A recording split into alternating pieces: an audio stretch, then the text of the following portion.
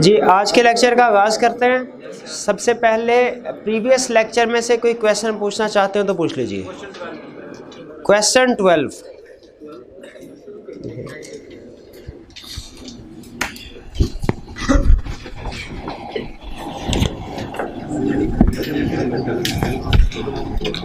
Question 12, describe the main objectives of part A. Describe the main objective of macroeconomic policy in a mixed economy. देखिए, economy की तीन types हमने पढ़ी है, mixed economy, planned economy और free economy. ठीक है, तीनों में मैक्रो इकोनॉमिक पॉलिसी के ऑब्जेक्टिव एक जैसे ही होते हैं जो हमने पढ़े हैं मैक्रो इकोनॉमिक ऑब्जेक्टिव। ठीक है, वो चैप्टर नंबर 6 में लर्निंग ऑब्जेक्टिव 1, वही ऑब्जेक्टिव सब में होते हैं। इससे फ़र्क नहीं पड़ता कि टाइप ऑफ इकोनॉमी कौन सी है। अगर इससे फ़र्क पड़ता होता तो हम हर इकोनॉमी के अलग ऑब्जेक्टिव पढ़े होते हैं। तो असल में वो हमसे main objectives of macro economic policy पूछ रहा है। इन ए मिक्स्ड इकोनॉमी से कोई फ़र्क नहीं पड़ता। Part B, explain how fiscal policy can be use to achieve these objectives. कैसे फिस्कल पॉलिसी को यूज़ किया जा सकता है इन ऑब्जेक्टिव्स को अचीव करने के लिए। तो क्या पूछ रहा भला हमसे? कैसे? एक्सपेंडिचर और टैक्सेस के ज़रिए से। लेकिन क्या सिर्फ इतना लिख देना चाहिए? नहीं, अगर इसके मार्क्स पे डिपेंड करता है, मार्क्स ज़्यादा है तो हमें इसमें एक्सपेंशनरी पॉलिसी के तौर पे इन्हें कैसे यूज़ किया जा सकता है, वो टूल्स, और कॉन्ट्रैक्शनरी पॉलिसी के तौर पे कैसे यूज़ किया जा सकता है, वो टूल्स लिखने होंगे हमें। जी, क्लियर हो गया question 12? Question number 2,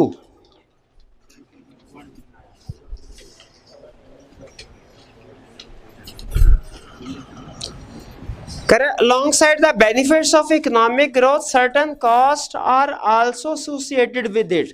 Identify and discuss the cost associated with economic growth. यहाँ पे cost से उसकी क्या मुराद है? डिसएडवांटेज। उसने सिर्फ लफ्ज़ चेंज किया है, cost से मुराद यही होती है कि डिसएडवांटेजेस।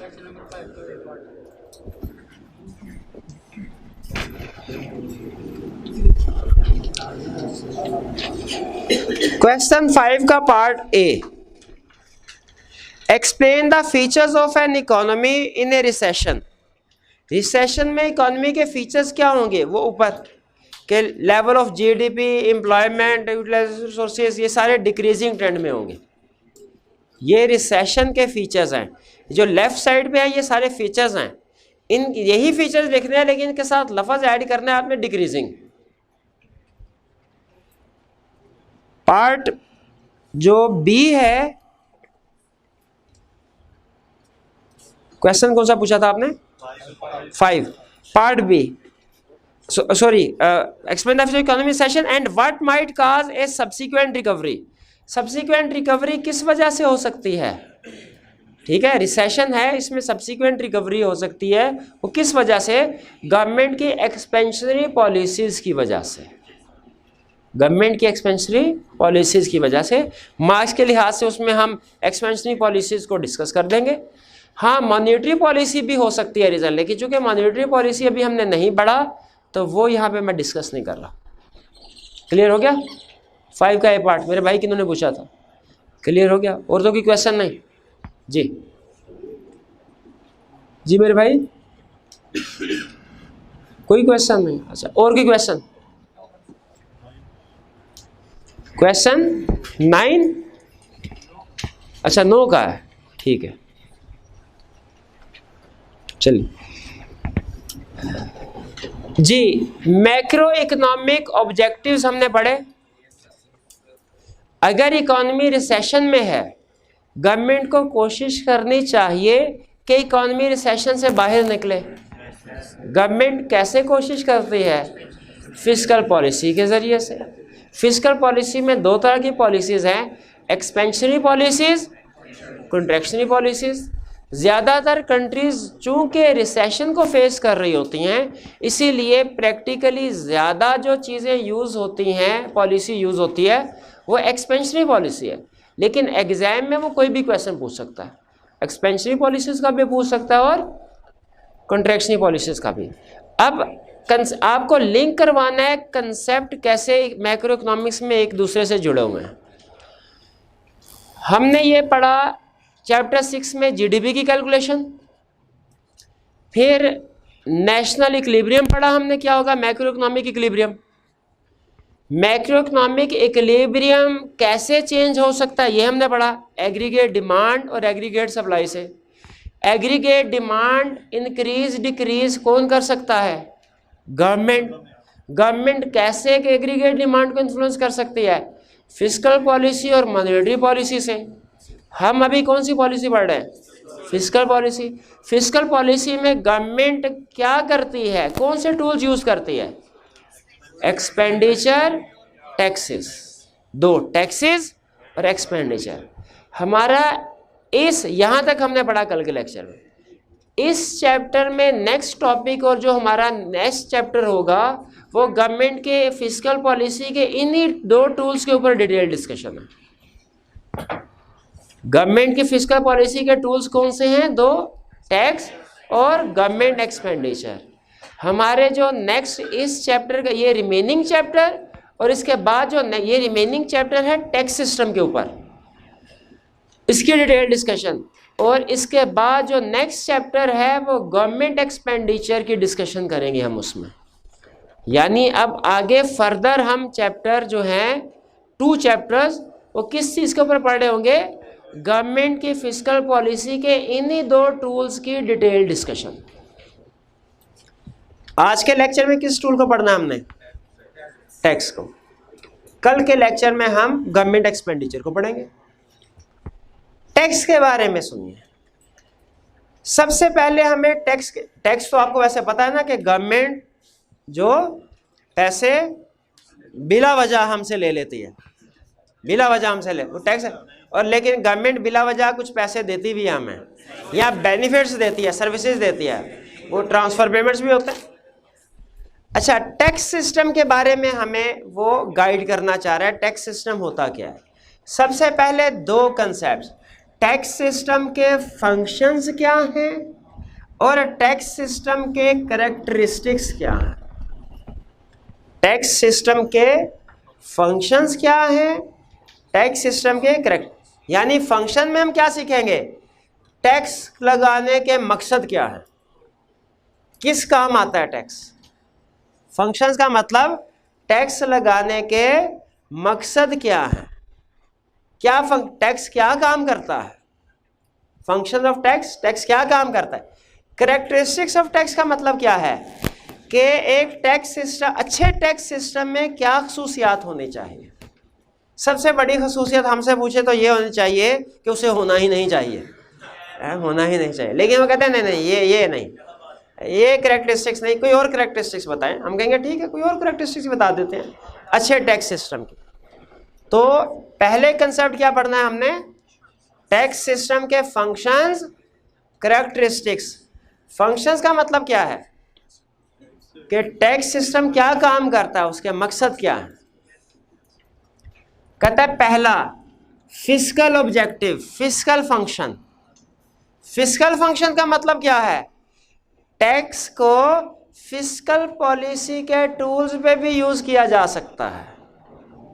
टैक्स को as a tool of fiscal policy भी यूज किया जा सकता है, ये उसका फिस्कल फंक्शन है। भाई वो कैसे? क्या टैक्स को एग्रीगेट डिमांड इंक्रीज डिक्रीज करने के लिए यूज किया जा सकता है? बिल्कुल। टैक्स इंक्रीज कर दें, एग्रीगेट डिमांड डिक्रीज हो जाएगी। टैक्स डिक्रीज कर दें, एग्रीगेट डिमांड इंक्रीज हो जाएगी। क्या टैक्स को फिस्कल पॉलिसी के टूल के तौर पे यूज किया जा सकता है? ये इसका फिस्कल फंक्शन हो गया। फिस्कल फंक्शन क्लियर है भाई। Next allocation function. एलोकेशन का मतलब क्या है? Allocation of income, income, allocation of income. Government का ऑब्जेक्टिव होता है कि डिस्ट्रीब्यूशन ऑफ वेल्थ इक्वल हो इकोनॉमी में, यानी अमीर और गरीब में जो तबकाती फर्क है कम से कम हो। ठीक है, खत्म तो नहीं हो सकता, कुछ ना कुछ हमेशा अमीर रहेंगे, कुछ ना कुछ, लेकिन फर्क कम होना चाहिए। गवर्नमेंट, हाँ वो हमने इस्लामिक इकोनॉमिक सिस्टम में क्या पढ़ा था कि ये जो इक्वल डिस्ट्रीब्यूशन ऑफ वेल्थ वाला कंसेप्ट है कैसे पूरा किया जाता है इस्लामिक सिस्टम में, ज़कात एंड सदकात के ज़रिए। लेकिन यहाँ पे हम कैपिटलिस्ट इकोनॉमी की बात कर रहे हैं, इस्लामिक सिस्टम की नहीं। अब बताइए नॉर्मल इकोनॉमिक में, ट्रेडिशनल इकोनॉमिक्स में जो government equal distribution of wealth लेके आती है या कोशिश करती है, किसके ज़रिए से करती है? टैक्स सिस्टम के ज़रिए से। अमीर लोगों से टैक्स लेके गरीब लोगों पे खर्च करते हैं। तो ये टैक्स का कंसेप्ट है, फंक्शन है एलोकेशन, यानी इनकम की री एलोकेशन होती है। री एलोकेशन ऑफ इनकम का मतलब क्या है? अमीर लोगों से टैक्स लिया जाए और गरीब लोगों पे खर्च किया जाए, ये है री एलोकेशन। एलोकेटिव फंक्शन क्लियर हो गया। Next, regulatory function. Regulatory function का मतलब क्या है कि गवर्नमेंट कुछ चीज़ों की प्रोडक्शन और कंजम्पशन को कंट्रोल करने के लिए, रेगुलेट करने के लिए भी टैक्स लगाती है।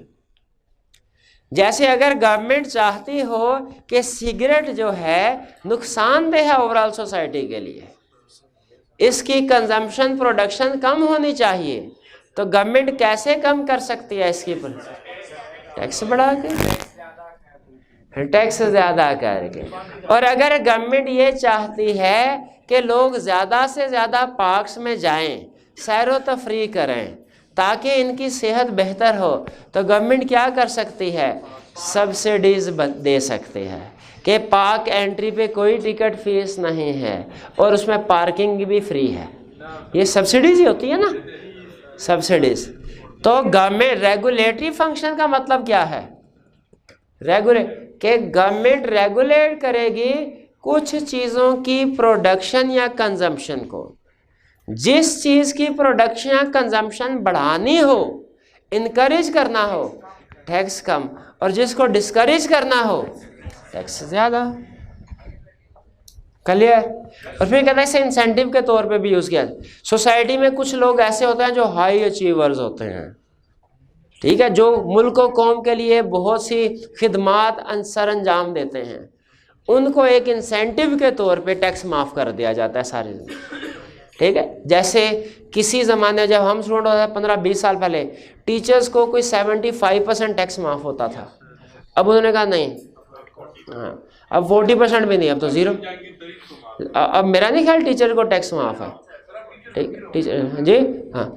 तो अब लेकिन रिटायर्ड जज अगर हो, कोई रिटायर्ड आर्मी चीफ हो या आर्मी के ऑफिसर्स हों, उनको अभी भी टैक्स माफ़ है, इंसेंटिव दिए जाते हैं। तो ये इंसेंटिव के तौर पे भी टैक्स सिस्टम को यूज़ किया जा सकता है। फंक्शंस हैं, क्या क्या फंक्शन है टैक्स सिस्टम के? Fiscal, allocation, regulatory, incentive. Fiscal, allocation, regulatory, incentive. Fiscal function का मतलब क्या है?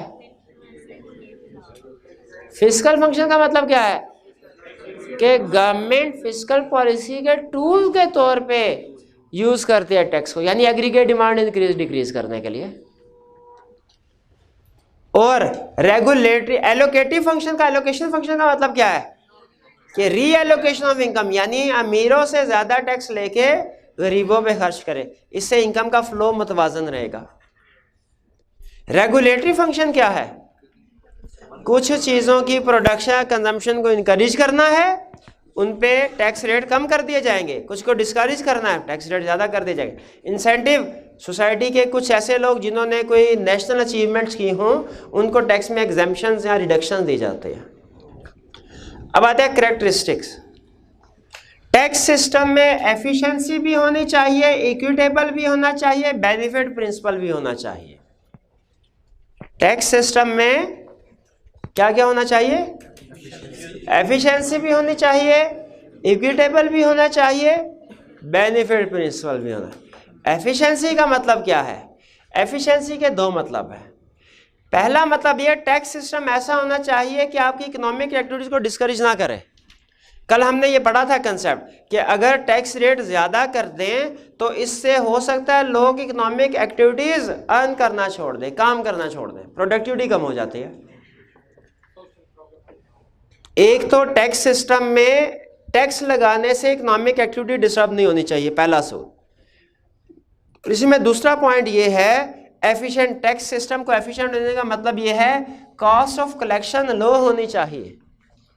यानी गवर्नमेंट जब टैक्स सिस्टम कलेक्ट करेगी कुछ ना कुछ खर्चे तो होंगे उसके, पूरे का पूरा डिपार्टमेंट बनाना पड़ता है एफबीआर, ठीक है। तो इसमें कॉस्ट ऑफ कलेक्शन लो होनी चाहिए, यह है एफिशिएंसी। इक्विटेबल का मतलब क्या है? इक्विटेबल का मतलब आपके जहन में शायद आ रहा होगा, इसका मतलब है इक्वल होना चाहिए, जितना अमीर से टैक्स लो उतना ही गरीब से। यहाँ पे इक्विटेबल का मतलब ये नहीं है, इक्विटेबल का मतलब बराबरी नहीं है कि बराबर बराबर टैक्स नहीं होना चाहिए। यहाँ पे इक्विटेबल का मतलब प्रोपोर्शनेट, यानी जो अमीर लोग हैं उनसे ज़्यादा टैक्स लिया जाए, गरीब लोगों से कम टैक्स लिया जाए, यह है इक्विटेबल का मतलब। इक्विटेबल मुनसिफाना सिस्टम होना चाहिए, बराबरी का नहीं होना चाहिए, ठीक है। तो इक्विटेबल का मतलब ये नहीं है कि जितना टैक्स अमीरों से लेना है उतना ही गरीबों से लेना है, बल्कि इक्विटेबल का मतलब क्या है? इक्विटेबल का मतलब क्या है?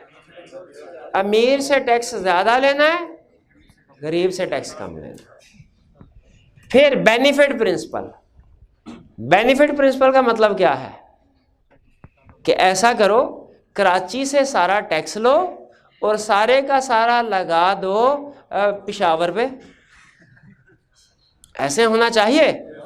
कराची वाले अगली दफा टैक्स देंगे क्योंकि भाग जाओ जहां पे टैक्स लगा रहे हो उधर से पैसे लो, भी फायदा भी तो होना चाहिए। चले सारा ना सही, क्योंकि गवर्नमेंट तो जाहिर है वो पूरे मुल्क की गवर्नमेंट है, लेकिन ज्यादातर फायदा तो जहां से टैक्स कलेक्ट कर रहे हैं उन लोगों को होना चाहिए। फिर ये टैक्स देने का फायदा भी, अब टैक्स मेरे से लें और सड़क बना दे साथ वाले मोहल्ले की, तो मैं अगली दफा टैक्स दूंगा? मैं कहूँगा बिल्कुल नहीं। उसी तरह बेनिफिट प्रिंसिपल का मतलब ये है कि जिन लोगों से आप टैक्स ले रहे हैं फायदा भी उन्हीं को पहुंचना चाहिए, या जिन लोगों को फायदा पहुंचा रहे हैं उन्हीं से टैक्स ज्यादा लें, ठीक है। क्योंकि जिससे टैक्स ले रहे हैं फायदा भी उसी को, तभी वो अगली दफा ज्यादा टैक्स देगा। थोड़ी बहुत एलोकेशन चलती है, ठीक है, कि जाहिर है वो थर वाले क्या करेंगे, फिर वो तो बेचारे भूखे मर जाएंगे, ठीक है। तो कुछ ना कुछ गवर्नमेंट को एलोकेशन करनी चाहती है, लेकिन मेजर पोर्शन जिस जगह से आप टैक्स कलेक्ट कर रहे हैं उसी जगह पे खर्च करना चाहिए। प्रोग्राम उन्हीं लोगों के लिए बनाने चाहिए फायदे के, ताकि वो उनको जब बेनिफिट मिलता नजर आए तो अगली दफा वो हंसी खुशी टैक्स दें। यह है बेनिफिट प्रिंसिपल। सिस्टम समझ आया आपको? Characteristics, 3 characteristic. एफिशिएंसी का मतलब क्या है? इकोनॉमिक एक्टिविटी डिस्करेज ना हो, कॉस्ट ऑफ कलेक्शन लो हो। इक्विटेबल का मतलब क्या है? रिच पीपल ज्यादा टैक्स दे, पुअर पीपल कम टैक्स दे। इक्विटेबल से खास तौर पे गलती नहीं खानी आपने कि इक्विटेबल का मतलब इक्वल नहीं। बेनिफिट प्रिंसिपल का मतलब क्या है कि जिन दो लोग बेनिफिट रिसीव कर रहे हैं वो ही ज्यादा टैक्स दें। जी बिल्कुल। अब चलते हैं आगे।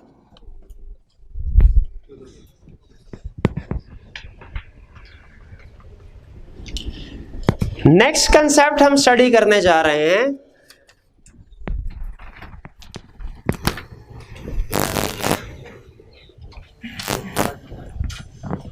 Types of taxes. Types of taxes, tax के कितने टाइप्स हैं? टैक्स की टाइप्स, टैक्स को डिफरेंट वे में क्लासिफाई किया जा सकता है। एक क्लासिफिकेशन का तरीका है डायरेक्ट एंड इनडायरेक्ट टैक्स, और एक तरीका है क्लासिफिकेशन का फ्लैट टैक्स, प्रोग्रेसिव टैक्स और regressive tax. Direct indirect tax ये तो आप इकोनॉमिक्स में स्टार्ट से पढ़ते हैं। डायरेक्ट टैक्स कौन सा होता है? जो इनकम पे लगाया जाता है। कहता है डायरेक्ट टैक्स ऐसा टैक्स है जो कि इनकम पे लगाया जाएगा, ऑन इनकम, ठीक है। इसकी सबसे बड़ी एग्जांपल है इनकम टैक्स, और भी एग्जांपल है wealth tax, inheritance tax, capital gain tax. लेकिन समझने के लिए बाकी एग्जांपल याद करने वाली है, समझने वाली एग्जांपल इनकम टैक्स है। उसी तरह इनडायरेक्ट टैक्स कौन सा है? जो एक्सपेंडिचर पे लगाया जाता है, एक्सपेंडिचर पे लगाया जाता है। अब भैया रेड मार्कर हो तो दे दीजिएगा मुझे। इनडायरेक्ट टैक्स है जो एक्सपेंडिचर पे लगाया जाता है, और डायरेक्ट टैक्स कौन सा होगा? जो डायरेक्ट टैक्स इनकम पे लगाया जाता है और इनडायरेक्ट एक्सपेंडिचर पे। डायरेक्ट टैक्स की एग्जांपल क्या है? Income tax, wealth tax, inheritance tax, capital gain tax. Indirect tax की एग्जांपल क्या है? जो कि एक्सपेंडिचर पे लगता है, सेल्स टैक्स, या इसे सम टाइम कुछ कंट्रीज में वैल्यू एडेड टैक्स भी कहते हैं, एक ही चीज़ है। फ्यूल टैक्स, जो आप पेट्रोल जब बाइक में डलवाते हैं टैक्स पे करते हैं, वो फ्यूल टैक्स, ये भी सेल टैक्स की एग्जांपल है। Excise duty, custom duty. बाकी एग्जांपल्स याद करने वाली हैं, समझने वाली एग्जांपल जो है वो सिर्फ पहली है। डायरेक्ट टैक्स की सबसे बड़ी एग्जांपल क्या है? Income tax. इनडायरेक्ट टैक्स की सबसे बड़ी एग्जांपल क्या है? Sales tax. अब थोड़ा सा वो इसको एक्सप्लेन करता है, कहता है डायरेक्ट टैक्स होता है paid directly by tax payer. Direct tax तो टैक्स पेयर खुद गवर्नमेंट को पे करता है डायरेक्टली। इनडायरेक्ट टैक्स जो है वो डायरेक्टली पे नहीं किया जाता। इनडायरेक्ट टैक्स क्या है? कोक की बोतल खरीदने गए, उसके कितने की बोतल है? 100 रुपए की। असल में बोतल 100 रुपए की नहीं है, बोतल हो सकता है 85 रुपए की हो। 15 रुपए सेल टैक्स होता है। आपने देखा होगा इसका ब्रेकअप बोतल के ऊपर लिखा होता है, ठीक है? प्राइस लैदा लिखी होती है प्लस सेल टैक्स लैदा, फिर टोटल प्राइस लिखी होती है 100 रुपीज़।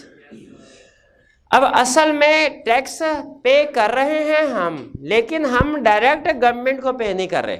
दरमियान में एक मिडल मैन है, इंटरमीडियरी है, एजेंट है। हम उस दुकानदार को टैक्स पे करते हैं 15 रुपये, वो दुकानदार फिर जाके गवर्नमेंट को टैक्स पे करता है। लेकिन जब हम डायरेक्ट टैक्स पे कर रहे होते हैं वो तो डायरेक्टली गवर्नमेंट को जा रहा है, उसमें दरमियान में कोई एजेंट मिडल मैन नहीं है। तो डायरेक्ट टैक्स के बारे में क्या कहता है? Paid directly by tax payer. लेकिन इनडायरेक्ट टैक्स क्या है? Paid by intermediary. इसको इंटरमीडियरी पार्टी पे करती है गवर्नमेंट को, कंज्यूमर डायरेक्ट पे नहीं करता। फर्क समझ आया? आगे बड़ी इंटरेस्टिंग पॉइंट लिख रहा है, आपने इसको समझने की कोशिश करनी है। कह रहा है डायरेक्ट टैक्स शिफ्ट नहीं किया जा सकता किसी दूसरे पे, इनडायरेक्ट टैक्स शिफ्ट किया जा सकता है। कैसे? इनडायरेक्ट टैक्स है, अच्छा पे कर रहा है कौन? Middle man, intermediate party.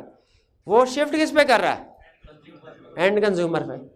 इसका मतलब है गवर्नमेंट अगर सेल टैक्स बढ़ाएगी तो ज्यादा वो दरमियान में मिडल मैन को तो कोई फर्क नहीं पड़ेगा, वो शिफ्ट कर देगा आगे। लेकिन अगर गवर्नमेंट डायरेक्ट टैक्स बढ़ाएगी वो मैं शिफ्ट नहीं कर सकता, वो फिर हमें देना ही पड़ेगा। ठीक है? अब एग्जांपल्स क्लियर हो गई? ठीक, एग्जांपल समझ सारी करनी आई क्या? कोई भी पूछ सकता है, समझने के लिए एक एक एग्जांपल काफी है। Income tax, sale tax, concept समझने के लिए। आगे चलते हैं, एडवांटेजेस और डिसएडवांटेजेस दोनों सिस्टम के। अच्छा, इसमें एक के एडवांटेज हो सकता है, दूसरे के डिसएडवांटेज हो। ये तो हमेशा आपको पता है ना, जब दो चीज़ों को हम कंपेयर करते हैं तो अक्सर एक के एडवांटेजेस दूसरे के डिसएडवांटेज आ जाते हैं। हम पढ़ते हैं, पहले किसको पढ़े हैं? डायरेक्ट टैक्स के एडवांटेजेस या इनडायरेक्ट के? तो पहले एडवांटेजेस या डिसएडवांटेजेस? चलिए एडवांटेज पढ़ लें। सबसे पहला इक्विटेबल, और इसके साथ ही जो है इनडायरेक्ट का डिसएडवांटेज बता रहा हूं, इंक्रीजेज इनइक्वालिटी। अच्छा, मुझे समझ नहीं आ रही, डायरेक्ट टैक्स में क्या लिखा है? इक्विटेबल। इनडायरेक्ट टैक्स के डिसएडवांटेज क्या लिखा है? Inequitable, increase inequality. मैं बोतल खरीदने जाऊं, मैं भी 15 रुपए दूंगा। कोई अमीर आदमी बोतल खरीदने जाए वो भी 15 रुपए देगा। अच्छा चलें, हाँ, आपकी निस्बत अमीर हूं, हाँ ठीक है, चलें ऐसे कर लेते हैं। मैं चलें, ठीक है ठीक है ठीक है ठीक है। तो भाई एक स्टूडेंट अगर बोतल खरीदने जाए वो भी 15 रुपए देगा, एक रिच आदमी बोतल खरीदने जाए वो भी 15 रुपए देगा। ये तो इक्विटेबल हुआ ना, ये इक्विटेबल नहीं है, ये इनइक्विटेबल है। इक्विटेबल का ये मतलब नहीं होता कि सारे एक बराबर टैक्स दें। इक्विटेबल का मतलब होता है अमीर आदमी ज्यादा टैक्स दे, गरीब आदमी कम दे। बताइए सेल टैक्स में क्या ज्यादा और कम टैक्स होता है कि सारे एक बराबर टैक्स देते हैं? इसीलिए इनडायरेक्ट टैक्स के डिसएडवांटेज में उसने लिखा है क्या? Increases inequality, increases inequality. और डायरेक्ट टैक्स में इक्विटेबल, क्योंकि जिसकी इनकम ज्यादा है वो ज्यादा टैक्स देगा, जिसकी इनकम कम है कम टैक्स देगा। आगे चलें। सर्टन है, गवर्नमेंट को पता है क्या कि मैं टैक्स बढ़ाऊं तो लोग कमाना नहीं छोड़ेंगे, अक्सर दो चार चंद एक शायद छोड़ दें, ठीक है, टैक्स के नेगेटिव इफेक्ट में पड़ा था, प्रोडक्टिविटी पे असर पड़ता है, लेकिन ऐसे नहीं होगा कि लोग कमाना ही छोड़ दें, ठीक है, वो तो भूखे मर जाएंगे। तो डायरेक्ट टैक्स की कलेक्शन सर्टन होती है, गवर्नमेंट को कंफर्म है वैसे आने ही आने हैं। इनडायरेक्ट टैक्स बढ़ाते हुए गवर्नमेंट थोड़ा सोचती है, इसकी कलेक्शन अनसर्टन होती है। क्यों? क्योंकि हो सकता है इनडायरेक्ट टैक्स लगाने से डिमांड कम, प्राइस बढ़े, लोग कम चीजें डिमांड करें, लोग उस चीज को कंज्यूम करना ही छोड़ दें। इसीलिए इनडायरेक्ट गवर्नमेंट अपनी तरफ से इनडायरेक्ट टैक्स बढ़ा रही थी, ज्यादा पैसे आएंगे, पता चला पहले से भी कम पैसे आ गए। क्यों? जिस चीज पे टैक्स बढ़ाया था लोगों ने उसको इस्तेमाल करना ही छोड़ दिया। तो डायरेक्ट टैक्स के एडवांटेज में सर्टन और इनडायरेक्ट टैक्स के डिसएडवांटेजेस में अनसर्टन। देखिए आ रहा है कि नहीं? इसके एडवांटेजेस उसका डिसएडवांटेजेस बढ़ रहे हैं। तो इसका मतलब एक कंसेप्ट सीखने से दो दो पॉइंट कवर हो रहे हैं यहां हमारे। आगे चलते हैं। लो कास्ट ऑफ कलेक्शन, के इसकी कास्ट ऑफ कलेक्शन कम होती है। कैसे कम होती है कास्ट ऑफ कलेक्शन? क्योंकि डायरेक्ट टैक्स में गवर्नमेंट का असूल होता है, वर्कर्स खुद एक एक करके हमारे पास टैक्स जमा नहीं करवाएंगे, बल्कि जो उनका एम्प्लॉयर है वो सारे वर्कर्स के इकट्ठी करके टैक्स हमें एक ही दफा जमा करवा देगा। तो गवर्नमेंट ने 10 लोगों से टैक्स लेना है तो 10 लोगों से टैक्स नहीं लेगी, उनके एक बॉस से टैक्स ले लेगी सबका। तो डायरेक्ट टैक्स में कास्ट ऑफ कलेक्शन, लेकिन इनडायरेक्ट टैक्स में कास्ट ऑफ कलेक्शन ज्यादा होती है, क्योंकि पूरे पाकिस्तान में फैले हुए हैं। अब देखिए कोक पेप्सी की बोतल जो है वो कहाँ, वो पहाड़ों पे चले जाए वहां पे भी सेल परचेज हो रही होगी, गवर्नमेंट उधर से भी जंगलों में चले जाए, छांगा मांगा चले जाएं तो वहां पे भी परचेज हो रही होगी। तो गवर्नमेंट इनडायरेक्ट टैक्स पाकिस्तान के कोने कोने से कलेक्ट कर रही होती है, लेकिन डायरेक्ट टैक्स तो मेजर सिटी से कलेक्ट हो रहा होता है। इसीलिए डायरेक्ट टैक्स जो है इसकी कॉस्ट ऑफ कलेक्शन कम है, ये फ्लेक्सिबल है, ठीक है। फ्लेक्सिबल का मतलब ये है कि गवर्नमेंट इसमें अपने पॉलिसीज के जरिए से चेंजेस कर सकती है आसानी के साथ। अच्छा, डिसएडवांटेज क्या? Direct tax discourages saving and investment. बताइए, डायरेक्ट टैक्स बढ़ेगा, मेरी सेविंग ज्यादा हो जाएंगी ना, वो तो कम होंगी, कंजम्पशन डिस्पोजेबल इनकम जो कम हो जाती है। सेविंग के डिटर्मिनेंट्स में पढ़ा था ना हमने, टैक्स था सेविंग का डिटर्मिनेंट, टैक्स बढ़ने से सेविंग कम, तो सेविंग ने बाद में इन्वेस्टमेंट बनना होता है।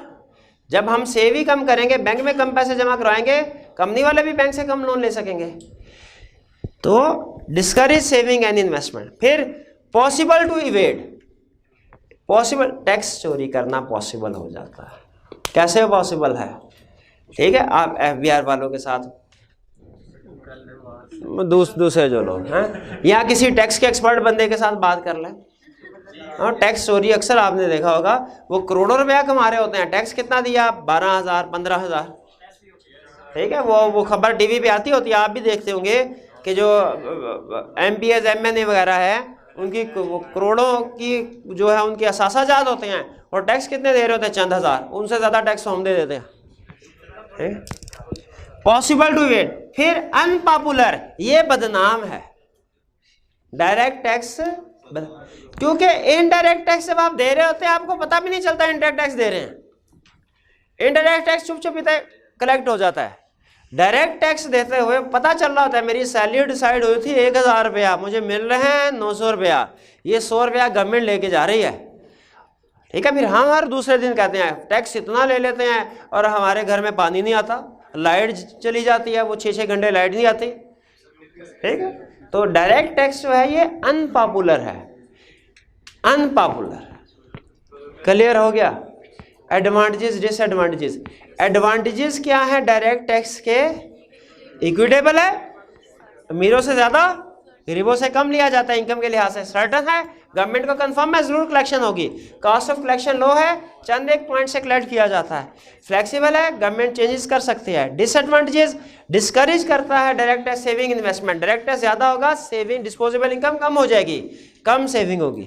पॉसिबल टू इवेड, टैक्स चोरी करना आसान होता है डायरेक्ट टैक्स। और अनपॉपुलर, ये लोगों में ज्यादा पॉपुलर नहीं क्योंकि अपने हाथ से पैसे जाते नजर आते हैं। अब पढ़ते हैं इनडायरेक्ट टैक्स। एडवांटेजेस क्या है? Changes the demand of goods. वो हमने पढ़ा किस फंक्शन में पढ़ा? रेगुलेटरी में। गवर्नमेंट जिन चीजों की डिमांड को बढ़ाना चाहती है उन पे इनडायरेक्ट टैक्स कम, और जो नेगेटिव गुड्स हैं, जो नुकसानदेह हैं लोगों के लिए, उन पे टैक्स बढ़ाएं तो उनकी डिमांड कम हो जाएगी। फिर increases tax net. Tax net असल में इससे बढ़ता है, सेल्स टैक्स से। पूरे मुल्क में चंद लाख लोग हैं जो टैक्स देते होंगे, इनकम टैक्स। सेल्स टैक्स हर बंदा क्या, हर बच्चा भी दे रहा होता है। वो 1 रुपए की वो कैंडी गोली लेने के लिए जाए ना, उसके ऊपर भी सेल टैक्स होता है। आप इनकम टैक्स नहीं दे रहे लेकिन सेल टैक्स आप भी दे रहे हैं, ठीक है। कोई दिन ऐसा नहीं गुजरता होगा जब पाकिस्तान का कोई शहरी इनडायरेक्ट टैक्स ना देता होगा। भाई कमा नहीं रहे, खर्च तो कर ही रहे हैं ना। Allows people greater choice. हाँ, पीपल के पास चॉइस है क्या, चाहे इनडायरेक्ट टैक्स दें चाहे ना दें। अच्छा, इसका यह मतलब नहीं है कि बोतल खरीदे गए उनका मेरी मर्जी नहीं है, मैं इनडायरेक्ट टैक्स नहीं दूंगा, बोतल में से सिर्फ मेरे से प्राइस कलेक्ट करो, सेल टैक्स ना करेक्ट। इसका यह मतलब नहीं है, चॉइस का यह मतलब नहीं है। चॉइस का क्या मतलब है? आप इनडायरेक्ट टैक्स नहीं देना चाहते ना, हाँ तो बोतल ही ना खरीदे, बोतल ही ना खरीदे, कोई इनडायरेक्ट टैक्स नहीं देना पड़ेगा। डिफिकल्ट टू इवेड, इसको इवेड करना डिफिकल्ट है, डिफिकल्ट है। अच्छा, मुश्किल है, नामुमकिन नहीं है। डिफिकल्ट टू इवेड का। अच्छा चले सुने, डिसएडवांटेज में ये कंसेप्ट समझा था, अभी समझा देता हूँ। आप जाके कह सकते हैं दुकानदार को कि इसमें चीज़ की सिर्फ असल प्राइस लें, टैक्स ना लें। वो कहेगा भाई नेट प्राइस है टोटल, यहाँ तो दोनों पैसे यहाँ छोड़ दें, लहदा नहीं कर सकते। लेकिन नामुमकिन नहीं है। हम जब ट्रेनिंग करने के लिए जाते थे ना, अब ये थोड़ा ज़रा एग्जाम्पल अपने तक रखिएगा। ट्रेनिंग करने के लिए जाते थे तो होटल पे स्टे आपको पता है टैक्स गुड्स पे भी होता है, सर्विसेज पे भी होता है। तो हम क्या करते थे, होटल में स्टे कर, फर्म जो है वो अच्छे खासा बजट दे के भेजा करते थे हमें। उधर हम होटल में स्टे करते थे, फर्म को पता होता, फ़ोन करके पता कर रहे थे अच्छा इस इलाके में अच्छे होटल कौन से स्टे करने के लिए, उनमें क्या रूम रेंट है, उसके हिसाब से बजट दे देते थे। वहाँ जब जाते थे होटल वाले से पूछते थे सर रूम रेंट क्या है, वो कहता था सर 2000 रुपये, इसमें 16% सेल टैक्स भी शामिल है। हमसे कहते थे सेल टैक्स ना लो, वो कहता था नहीं सर ये हमारा सिस्टम ऐसा है कि हम जैसे ही आपकी एंट्री करेंगे ना तो उसमें आपकी जो इनवाइस होगी कि आपने कितने दिन स्टे किया है तो सेल टैक्स ऑटोमेटिकली कैलकुलेट होता है। तो हम क्या कहते थे, हम कहते थे इनवाइस की क्या ज़रूरत है, इनवाइस की गवर्नमेंट कौन सा आके हर रोज़ रात को कमरे गिनती होगी, भाई कितने भर गए हैं, इतने खाली है तो इतने का टैक्स कलेक्ट करो। गवर्नमेंट को इनवाइस से गर्ज है ना, इनवाइस बनेगी तो गवर्नमेंट को पता चलेगा, इनवाइस ही ना बनाओ। वो कहता था ठीक है, फिर उसके साथ हमारी अंडरस्टैंडिंग होती थी। और इस ट्रांजैक्शन को इकोनॉमिक्स में, इस ट्रांजैक्शन को इकोनॉमिक्स में क्या कहते हैं, black economy. Black economy 2 number काम नहीं कहते, इसको कहते हैं टैक्स सेविंग, इसको कहते हैं टैक्स मैनेजमेंट स्ट्रेटजी। तो ये अच्छा, कैन मोटिवेट ब्लैक मार्केट, ये ब्लैक मार्केट का कंसेप्ट समझ हो गया, समझ आ गया। डिफिकल्ट टू इवेड है लेकिन फिर भी इसे अवॉइड किया जा सकता है। कोई स्टूडेंट बता सकता है, कह रहा है कॉस्ट पुश इन्फ्लेशन आएगी इनडायरेक्ट टैक्स से, ये कैसे? आज के लेक्चर में इस एडवांटेजेस डिसएडवांटेजेस में जो सबसे अहम कंसेप्ट, वैसे तो एग्जाम में जब पूछेगा हर कंसेप्ट के मार्क्स इक्वल होंगे, लेकिन कुछ पॉइंट ऐसे होते हैं जो कि ज़्यादा अहम होते हैं प्रैक्टिकली भी। ये सबसे ज़्यादा अहम है कि इनडायरेक्ट टैक्स के डिसएडवांटेज में है कॉस्ट पुश इन्फ्लेशन का बायस होगा, प्राइस बढ़ेगी। Explain with the help of a diagram. कैसे कॉस्ट पुश इन्फ्लेशन आएगी? सेल्स टैक्स से। मुझे बताइए, ये है हमारा आउटपुट, अटेंटिव होकर जरा समझिएगा। कॉस्ट पुश इन्फ्लेशन, ये है प्राइस, ये सप्लाई। सिंपल माइक्रो लेवल की डायग्राम समझ, या चले मैक्रो की इसको कर लेते हैं। शॉर्ट रन एग्रीगेट सप्लाई, ये एग्रीगेट डिमांड है, ठीक है। लॉन्ग रन, ये लॉन्ग रन एग्रीगेट सप्लाई। अच्छा बताइए, indirect tax. Indirect tax supply का डिटर्मिनेंट था, क्या पढ़ा था हमने माइक्रो इकोनॉमिक्स में? सप्लाई का डिटर्मिनेंट था, यहाँ के डिमांड का डिटर्मिनेंट था? सप्लाई का। इनडायरेक्ट टैक्स बढ़ने से सप्लाई कर्व पे क्या चेंज आएगा? Leftward shift. पक्की बात है। अभी इस वक्त प्राइस लेवल ये है, इनडायरेक्ट टैक्स बढ़ा, उससे हमारा short run aggregate supply curve leftward shift होगा।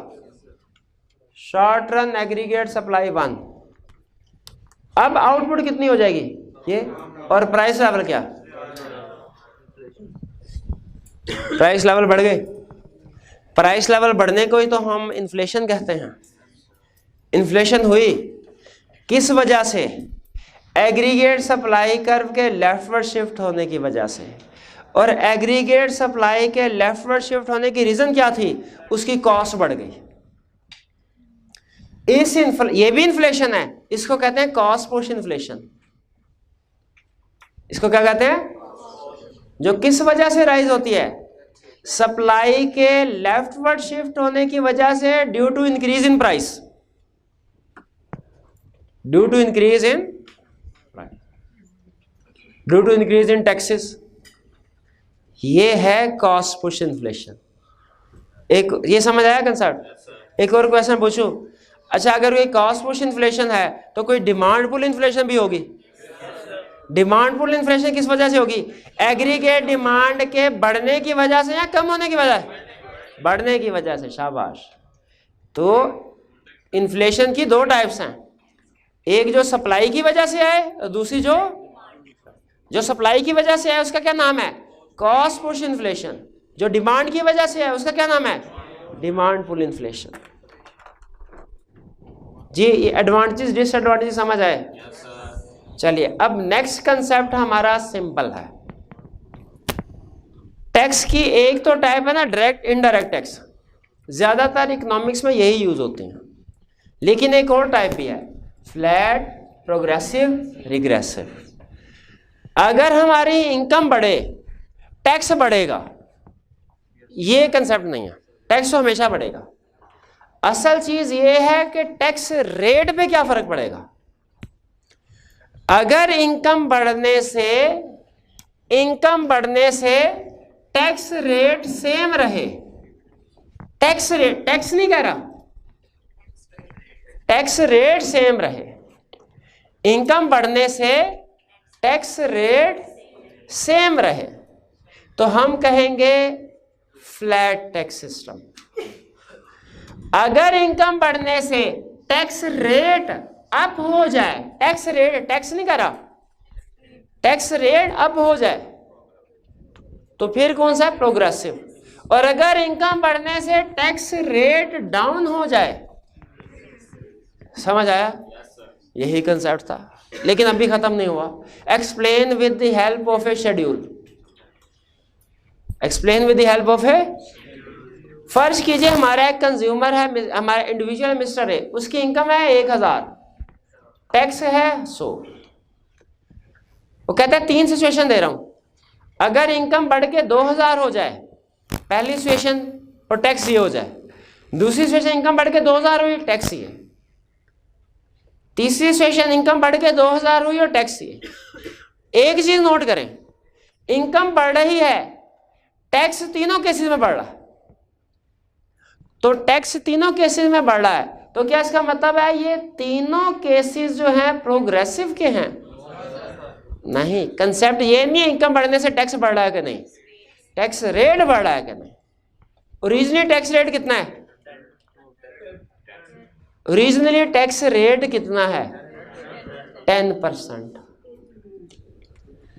इनकम बढ़ के 2000 हुई, अब टैक्स हो गया 250, टैक्स रेट कितना है?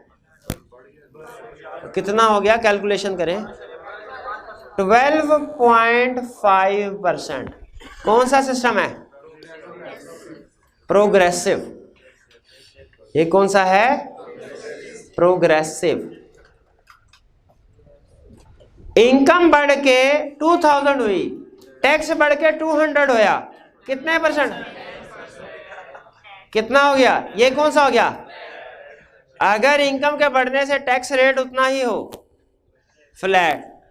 इनकम बढ़ के 2000 हुई, टैक्स हो गया 150, 100 से बढ़ के 7.5%। ये कौन सा है? रिग्रेसिव। समझ आए? टैक्स, हाँ अभी नहीं, शाबाश, अभी समझ नहीं आई। Explain with the help of a diagram. अब ये है हमारे डायग्राम। इस डायग्राम में हमने y एक्सिस पे है rate of tax, x axis पे है लेवल ऑफ इनकम। अब देखें, इनकम लेवल बढ़ रही है, टैक्स रेट सेम है। इनकम लेवल बढ़ रही है, टैक्स रेट भी बढ़ रहा है, प्रोग्रेसिव। इनकम लेवल बढ़ रही है, टैक्स रेट कम हो रहा है, रिग्रेसिव। ये टैक्स सिस्टम। तो बताइए आज के लेक्चर में हमने क्या कंसेप्ट सीखे? सबसे पहले टैक्स सिस्टम के फंक्शंस और उसके कैरेक्टरिस्टिक्स सीखे। फंक्शंस क्या है टैक्स सिस्टम के? Fiscal, allocation, regulatory, incentive. और कैरेक्टरिस्टिक्स क्या है टैक्स सिस्टम के? Efficiency, equitable, benefit principle. Equitable का मतलब समझ आ गया? इक्वल नहीं है। Types of taxes, indirect. Direct कौन सा होता है? इनकम पे लगे के, इनकम पे लगे जो कि डायरेक्टली पे करते हैं, शिफ्ट नहीं किया जा सकता। सबसे बड़ी example income tax. Sales tax expenditure पे लगता है, इंटरमीडियरी पे करता है, शिफ्ट किया जा सकता है। सबसे बड़ी एग्जांपल सेल्स टैक्स। बाकी एग्जांपल याद कर लेनी है। दूसरी क्लासिफिकेशन क्या है टैक्स की? Flat, progressive, regressive. इनकम बढ़ने से रेट बढ़ जाए, इनकम बढ़ने से रेट कम हो जाए, इनकम बढ़ने से रेट सेम रहे। डायग्राम बनाई, positive slope, regressive, negative slope, positive progressive है, नेगेटिव रिग्रेसिव, और हॉरिजॉन्टल लाइन फ्लैट। ये सिर्फ कंसेप्ट समझाने के लिए था, टेबल याद नहीं करना आपने, टेबल सिर्फ कंसेप्ट समझाने के लिए। चलिए आज का लेक्चर यहाँ कंक्लूड करते हैं।